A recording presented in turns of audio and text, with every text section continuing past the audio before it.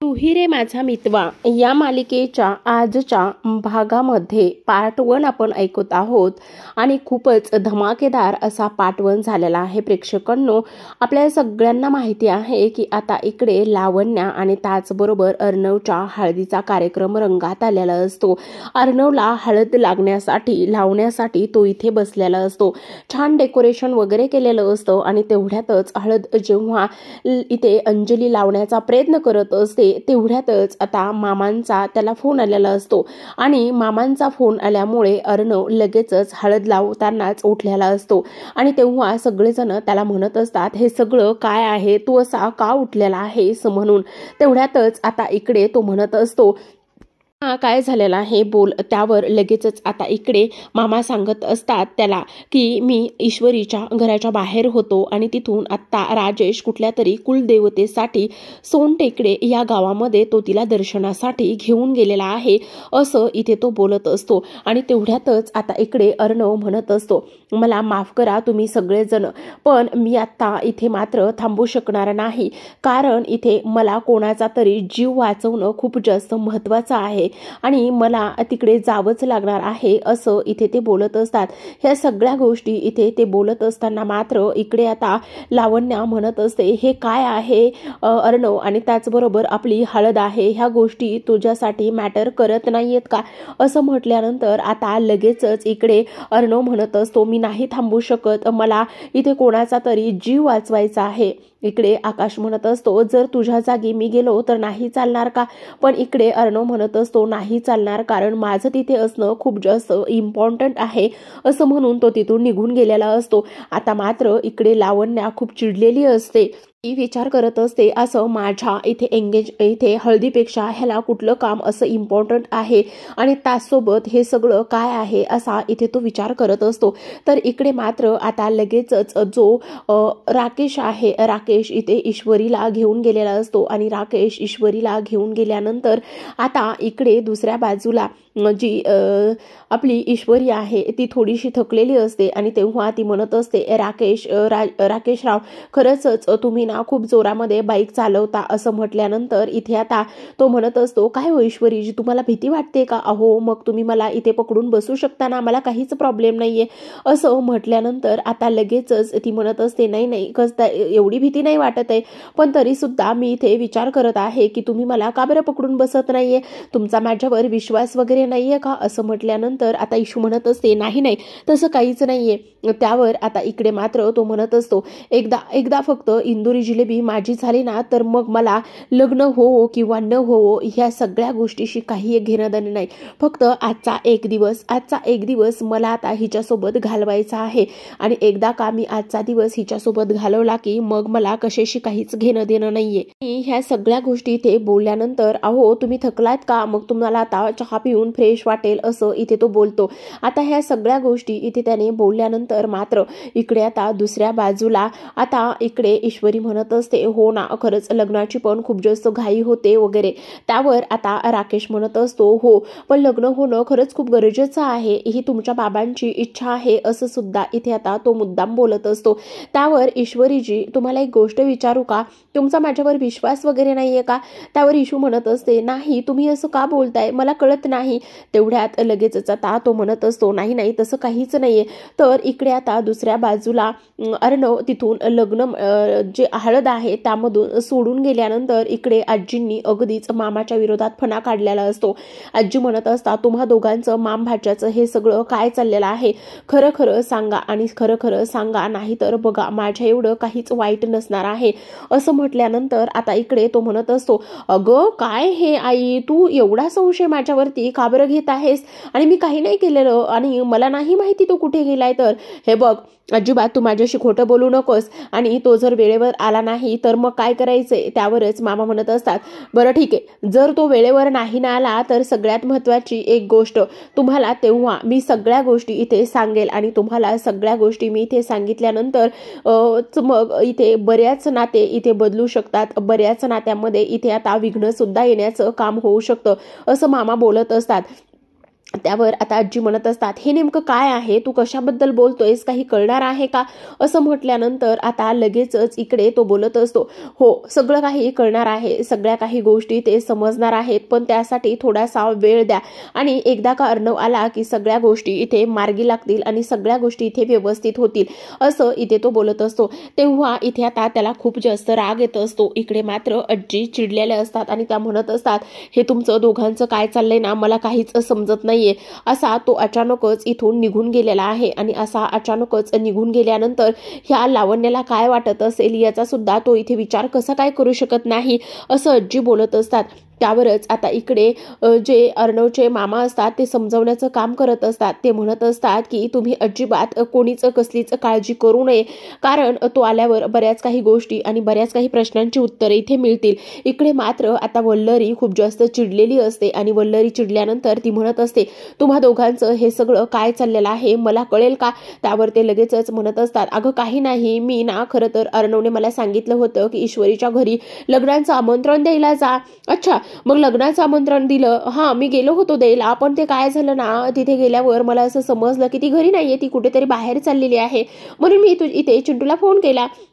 मग तुला काय गरज होती चिंटूला फोन वगैरे करण्याची आणि त्या गोष्टी इथे सांगण्याची. त्यावर आता लगेचच मामा म्हणत असतात, अगं असं काय करतेस, आपण ह्या गोष्टी त्याला सांगायला हव्यात ना, कारण तो इथे ईश्वरी त्याच्या लग्नाला असणं खूप जास्त गरजेचं होतं ना, म्हणून मी त्याला ह्या सगळ्या गोष्टी सांगितल्यात आणि मग सांगितल्यास ती कुठेही जाऊ काही करू, पण काय करायचं आहे आपल्याला. अगं नाही असं कसं, ती इथे चिंटूच्या लग्नामध्ये पाहिजे ना, त्या बिचारीने इथे किती काय काय गोष्टी इथे केलेल्या आहेत हे मात्र आपण विसरायला नको, असं इथे आता मामा सावरासावर करून ह्या सगळ्या गोष्टी सावरण्याचं काम करत असतात. इकडे मात्र आता खूपच जास्त लांबपर्यंत इथे हे दोघे जण येऊन पोहोचलेले असतात आणि इथे खूप जास्त लांबपर्यंत येऊन पोहोचल्यानंतर ईश्वरी म्हणत असते, काय झालेलं आहे, बाईक बंद का केली. त्यावर आता इकडे राजेश म्हणत असतो, अहो ईश्वरीजी मी बाईक वगैरे बंद काहीच नाही केलेली आहे, बघा ना कशा पद्धतीने बाईक इथे बंद पडली, मला बघावं लागेल काय झालंय ते, बहुतेक पेट्रोल वगैरे संपलंय की काय असं मला वाटतंय. असं म्हटल्यानंतर आता लगेच इकडे ईश्वरी म्हणत असते, बापरे आता पेट्रोल संपलंय, बघा बरं एकदा. त्यावर तो म्हणत असतो, नाही नाही पेट्रोल तर आहे, मग असं मध्येच बाईक का बरं बंद पडली, असा विचार आता इथे ते दोघे जण करत असतात. आणि तेवढ्यातच आता अहो ईश्वरीजी बघा ना बाईक बंदच पडलेली आहे, काय होतंय मला तर काहीच कळत नाहीये आणि काय करायचं आता. तर इथे आता ईश्वरी म्हणत असते, अशी कशी बाईक बंद पडली, बघा ना एकदा ट्राय करून. तेव्हा आता राकेश पुन्हा इथे ट्राय करत असतो, पण जो मेन कॉक असतो तोच इथे तो बंद करून ठेवतो आणि मेन कॉक इथे बंद करून ठेवल्यानंतर मात्र आता तो मुद्दामूनच इथे गाडी चालवण्याचा प्रयत्न करत असतो, पण गाडी काही केल्या स्टार्ट होत नसती आणि गाडी काही केल्या स्टार्ट न झाल्यामुळे आता मात्र इकडे लगेचच तो म्हणत असतो, बहुतेक आता आपल्याला गाडीला धक्का देतच जावं लागणार आहे. आणि इकडे आता धक्का देत असतो तो आणि ईश्वरी त्याच्या पाठी चालत असते. आता अर्णव त्याला शोधत शोधत त्या जी त्यांचं कुलदैवत आहे तिथपर्यंत येऊन पोहोचलेला असतो. कुलदैवतेपर्यंत येऊन पोहोचल्यानंतर आजूबाजूला पाहतो तर इथे चौकशी करत असतो की इथे कुठलं कुलदैवत वगैरे आहे का. आणि ह्या सगळ्या गोष्टी इथे आता विचार केल्यानंतर तिथले आजूबाजूंची लोक इथे म्हणत असतात, तुम्हाला काहीतरी चुकीची माहिती मिळालेली आहे, इथे ग्रामदैवत आहे, इथे कुलदैवत वगैरे काहीच नाही. म्हणून लगेचच आता इकडे अर्णव मामांना कॉल करतो आणि तो म्हणत असतो, आपल्याला कळायला हवं होतं की हा राकेश आपल्याला चकवा देईल म्हणून. इथे तो ह्या सोनटक्की गावामध्ये इथे कुठेच आलेला नाहीये, बहुतेक त्याने आपल्याला फसवलेला आहे आणि चकवा दिलेला आहे. आणि तेव्हा आपल्याला फसवल्यानंतर हा असा कसा करू शकतो असा विचार आता इथे ती लोक करत असतात. आणि असा विचार केल्यानंतर आता मात्र इकडे जे मामा असतात ते म्हणत असतात, तू काळजी करू नकोस, मी काहीतरी करतो, माझा एक मित्र आहे ह्या कॉल ट्रेसच्या ह्याच्यामध्ये आणि मी त्याच्याशी कॉन्टॅक्ट करतो आणि त्याच्याशी कॉन्टॅक्ट केल्यानंतर आपल्याला नक्कीच काहीतरी इथे मार्ग सापडेल, असं इथे ते बोलत असतात. तेव्हा ह्या सगळ्या गोष्टी इथे बोलल्यानंतर लगेचच अर्णव म्हणत असतो, प्लीज मामा काहीतरी कर आणि काहीतरी केल्यानंतर आपल्याला इथे तोपर्यंत ईश्वरीला काही होता कामा नये. त्यावर लगेचच आता मामा म्हणत असतात, काही एक होणार नाही, तू अजिबातच इथे काळजी करू नकोस, मी सांगितलं ना मी सगळं काही इथे मॅनेज करतो, मी लगेचच त्याला फोन करतो त्यावर आणि लगेच तुला मी ईश्वरीचा नंबर ट्रेस करून तिचं लोकेशन पाठवतो. असं बोलल्यानंतर आता इकडे लगेचच जे मामा आहे त्याच्या मित्राला कॉल करत असतात आणि त्याच्या मित्राला कॉल करत असतानाच तिथे आता लावण्य आलेली असते आणि वल्लरी आल्याबरोबरच इथे ती म्हणत असते, जर इथे अर्णव आणि त्याचबरोबर तो इथे हळदीसाठी आणि ह्या सगळ्या गोष्टीसाठी जर काही तुमच्या आणि त्याच्या डोक्यामध्ये काही शिजत असलं ना, तर मी तुम्हा दोघांना सुद्धा अजिबातच माफ करणार नाही. त्यावर तुम्ही आत्ताच्या आत्ता त्याला फोन करा आणि आत्ताच्या आत्ता त्याला फोन केल्यानंतर त्याला विचारा तू कुठे आहेस म्हणून. त्यावर मामा म्हणत असतात, अगं वल्लरी, तू हे काय करतेस? इथे तो तुझा सुद्धा भाचा आहे ना, मग तुझा सुद्धा भाचा असल्या कारणाने तू त्याला इथे फोन करू शकतेस ना, मग तू त्याला फोन का बरं करत नाहीस? त्यावर वल्लरी म्हणत असते, पण मी फोन करण्यापेक्षा तुम्हा दोघांचं इथे खूपच जास्त खुसूर चालू असतं ना, म्हणूनच मी तुम्हाला म्हणते की तुम्ही इथे त्याला फोन करा. आता तेवढ्यातच इथे लावण्य आलेली असते. लावण्य तिथे आल्यानंतर ती विचार करत असते, मामा खरं खरं सांगा सगळं हे काय आहे, आणि त्याचबरोबर तुम्ही मला फसवण्याचा काम तर करत नाहीत ना, आणि जर इथे अर्णव जो आहे तो ह्या सगळ्या गोष्टीसाठी इथे जर आला नाही ना, तर इथे गाठ माझ्याशी आहे. मी काय करेल आणि काय नाही हे माझं मलाच माहिती नसणार आहे, समजलं तुम्हाला? असं म्हटल्यानंतर आता मामा म्हणत असतात, अगं काय हे, जरा दम धरणार आहेस का तू, जरा धीराने घेणार आहेस का? आणि तुम्हा दोघींना जर एवढंच सगळं काही वाटत असेल तर तुम्ही इथे करा ना त्याला फोन. असं म्हणूनच मामा म्हणत असतात, माझं हे सगळ्यात जास्त आणि इम्पॉर्टंट काम संपलं ना, मगच मी तुम्हाला इथे ह्या सगळ्या गोष्टी इथे सांगेल, समजलं? असं इथे मामा बोलत असतात. आता मामाने ह्या सगळ्या गोष्टी इथे बोलल्यानंतर लगेचच इथे लावण्या चरफडत असते. तर इकडे आता दुसऱ्या बाजूला बाईक चालवत असताना मुद्दामूनच जो इथे राजेश मुद्दामूनच दम लागल्याचा प्रयत्न करत असतो, आणि त्याचबरोबर इथे दम लागल्याचा प्रयत्न केल्यानंतर मुद्दाम तो इकडे ईश्वरीकडे पाहतो, आणि ईश्वरीकडे पाहिल्यानंतर आता म्हणत असतो, ईश्वरीजी आता मला खूप त्रास होतोय, मी नाही याच्या पलीकडे चालू शकत, काय करायचं मला कळत नाही. तेवढ्यातच ईश्वरी म्हणत असते, असं कसं नाही तुम्हाला चालवत, आणि त्याचबरोबर काय होतंय तुम्हाला, हे घ्या माझ्याकडे ना थोडंसं पाणी आहे, ते पाणी इथे तुम्ही पिऊन घ्या. ह्या सगळ्या गोष्टी इथे बोलल्यानंतर आता राजेश म्हणत असतो, बापरे खरंच खूप डेंजर आहे हे सगळं काही. आणि तेव्हा इथे आता ईश्वरी म्हणत असते, मग मला एक गोष्ट सांगा, इथे तुमची कुठेतरी ओळख वगैरे असेल ना, आणि तुमची इथे कुठेतरी ओळख असती तर आपण त्यांची इथे मदत घेऊयात ना, असं ती बोलत असते. आता ह्या सगळ्या गोष्टी इथे तिनं बोलल्यानंतर मात्र इथे राकेश म्हणत असतो, नाही ना ईश्वरीजी, माझं फारसं काही इथे येणं वगैरे काहीच होत नाही, आणि त्यामुळे मला इथे अजिबातच ओळख वगैरे काहीच नाहीये, आणि मी जर इथे फारसं येत असतो तर माझी नक्कीच इथे ओळख वगैरे असती, असं सुद्धा इथे आता तो बोलत असतो. ह्या सगळ्या गोष्टी इथे आता तो बोलल्यानंतर मात्र इकडे आता ईश्वरी म्हणत असते, बरं ठीक आहे, आपण इथे कुठेतरी गॅरेज वगैरे आहे का ते बघूयात, आणि जर इथे कुठे गॅरेज वगैरे असेल ना तर आपण इथे त्या सगळ्या गोष्टी इथे पाहूयात, असं इथे ती बोलत असते. तेवढ्यातच आता ह्या सगळ्या गोष्टी बोलत असताना ईश्वरी म्हणत असते, बरं ठीक आहे, माझ्याकडे ना इथे थोडंसं पाणी आहे आणि तुम्ही हे पाणी वगैरे थोडंसं पिऊन घ्या. असं म्हटल्यानंतर आता ती त्याला पाणी प्यायला देत असते. तर पाणी प्यायला दिल्यानंतर आता इकडे दुसऱ्या बाजूला जी आपली सुप्रिया ही आता संजय रावांना थोडंसं सूप भरवण्याचं काम करत असते, आणि संजय रावांना थोडंसं सूप भरवण्याचं काम केल्यानंतर आता संजय मात्र अगदीच बाहेर एकटक पाहत असतात.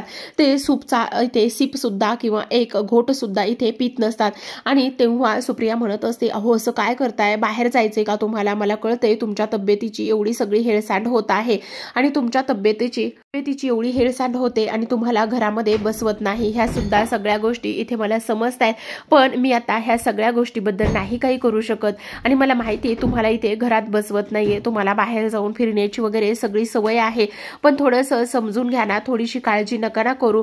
आणि तेव्हा तिथे आता नमू आलेली असते. नमू म्हणते, काय झाले आई? त्यावर आता सुप्रिया म्हणत असते, बघ ना ग, तुझे बाबा किती त्रास देत आहेत आज, आणि आज सतत एकटक इथे बाहेरच बघत आहेत, काय करावं काहीच कळत नाही. तेवढ्यातच आता इथे नमू म्हणत असते, बहुतेक बाबांना ना बाहेर जायचे आणि त्यांना ईश्वरीची सुद्धा खूप आठवण येते. आणि तेव्हा सुप्रिया म्हणत असते की आता आपले ईश्वरी आणि जे राकेश राव आहेत ते दोघे सुद्धा कुलदैवतेच्या दर्शनासाठी गेलेले आहेत. तर इकडे आता जेव्हा मामा इथे ते मोबाईलचं लोकेशन ट्रेस करत असतात, आणि तेव्हा आता अर्णवला त्यांनी लगेच फोन केलेला असतो. अर्णवला फोन केल्यानंतर ते म्हणतात की अर्णव, ईश्वरीच्या मोबाईलचं लोकेशन ट्रेस झालेलं आहे, ते कुठल्याही कुलदैवच्या दर्शनाला वगैरे त्या आमगावला वगैरे गेलेले नाहीयेत, तर ते इकडे सोनटेकडे ह्या गावी गेलेले आहेत. आहेत तेव्हा अर्णव म्हणत असतो, मला वाटलंच होतं मामा, पण आता तिथपर्यंत जाऊन मी पोहोचूपर्यंत काही तिच्याबरोबर अघटित किंवा चुकीचं व्हायला नकोय, काय करू मी, मला काहीच कळत नाही. त्यावर मामा म्हणत असतात, हे बघ काळजी करू नकोस, मी तुला लोकेशन पाठवलंय.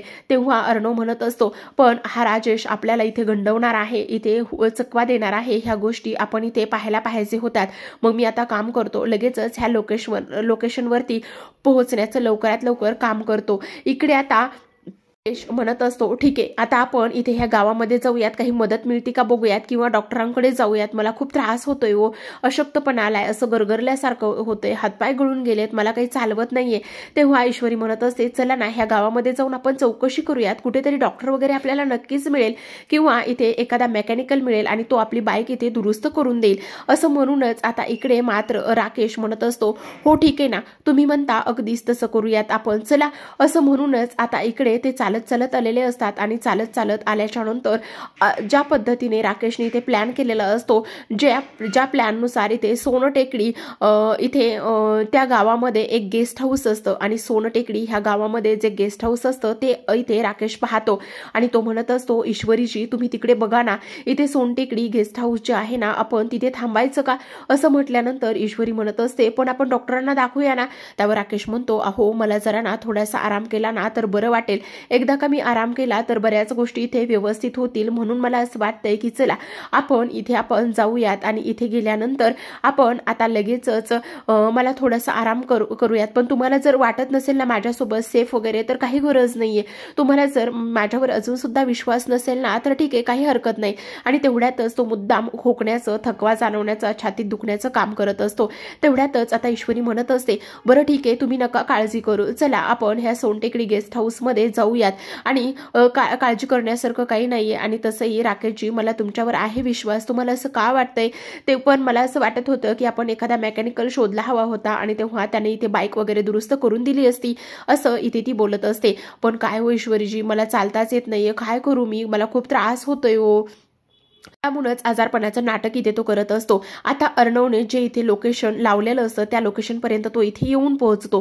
तो इथे येऊन पोहोचल्यानंतर गाडीत असतानाच त्याला इथे राजेशची बाईक दिसते आणि तो खाली उतरतो आणि लगेचच त्या बाईक जवळ येतो आणि म्हणत असतो, ही तर राजेशची बाईक आहे, म्हणजे हे तर सोनटेकडी गाव आहे आणि हे सोनटेकडी गाव असताना हा इथे अशीच बाईक लावून का बरं गेला असेल. म्हणून तो येतो आणि त्या बाईक जवळ जाऊन उभा राहतो. तर इकडे आता लगेचच राकेश म्हणत असतो, चला ना पटकन ईश्वरीजी, मला खूप त्रास होतोय, आपण इथे जाऊन थोडा वेळ आराम करूयात ना.